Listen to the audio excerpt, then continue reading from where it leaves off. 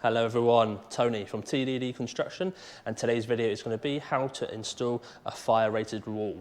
Okay, so I'm going to give you the explanation and the reasoning behind it all. Let's go. So, as you can see, I'll stand back a little bit further, there you go.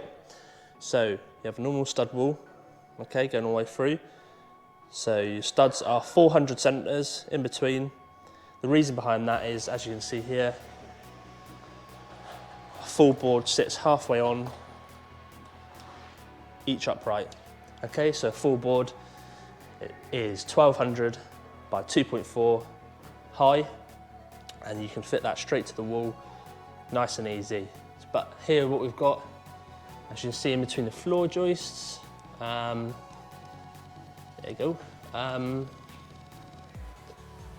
So to create a proper fire rated wall, you've got to go right up to the floor joist above.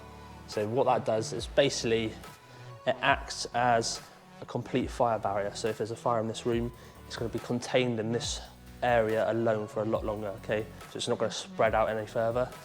So what we've got to do now, the boys just got to finish off all this. So we've got to do fireboard going all the way up. I'll take you around in and show you actually. There you go.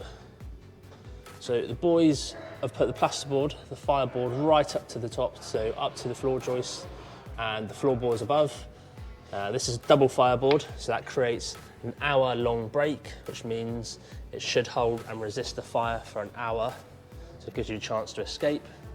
And what we've got to do then, in between the floor joists, we've got to put some fire socks in between, and then grip fill some boards over the top, both sides, to contain fire socks, which look like this. Okay, so it's basically insulation wrapped in some plastic. You put that in between there, job done. So this wall, we've left this opening out for a minute, just because we've got to get furniture and it's easy access for the minute. But all these walls are all double boarded around here, and we've got to fill around the perimeters with fire foam and fire sealant. Okay, so that protects it as long as possible, so it can't escape in any gaps. Yeah, that's pretty much it.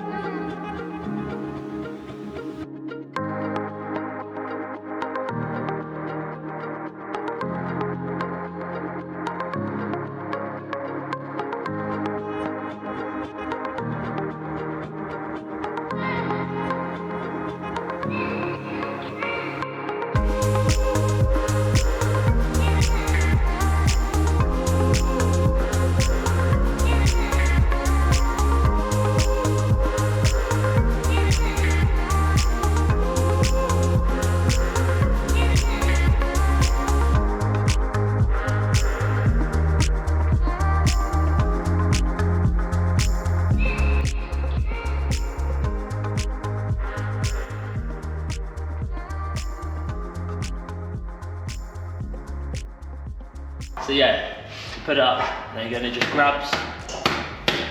Alright, enough just for you to just nail it in place and stuff. Right, this is the progress so far. Dave's just finishing off this side now. So as you can see, all these noggins.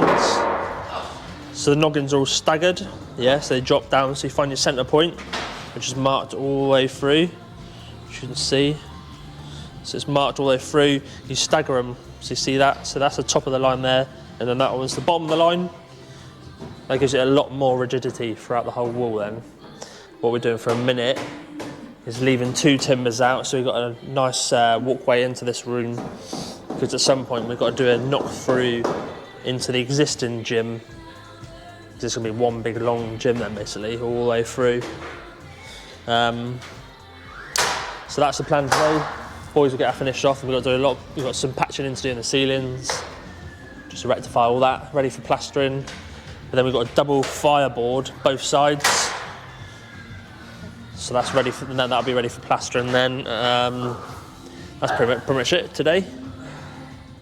What we've also got to do is the ceiling bit here, so where the new soft play area is going to be on this side.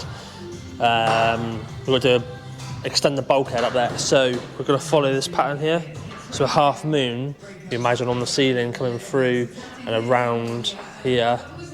And then it's all going to be composite, acoustic cladding.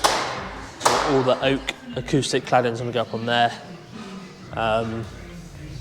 We're setting up through here at the minute as well.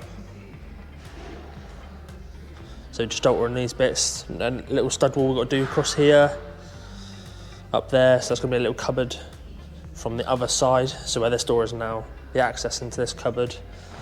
We've got to do,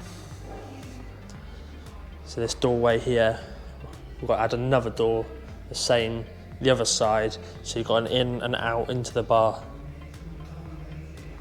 I'll show you now. So we've ripped the panels off, as you see the farm light here. So we've got to do that, put a new lintel through there, and then we can take that all out. Got to block this around here, block it up a little bit. There's a few other bits and bobs we've got to do as well. Just waiting for confirmation on all the works, and then we can crack on with it all.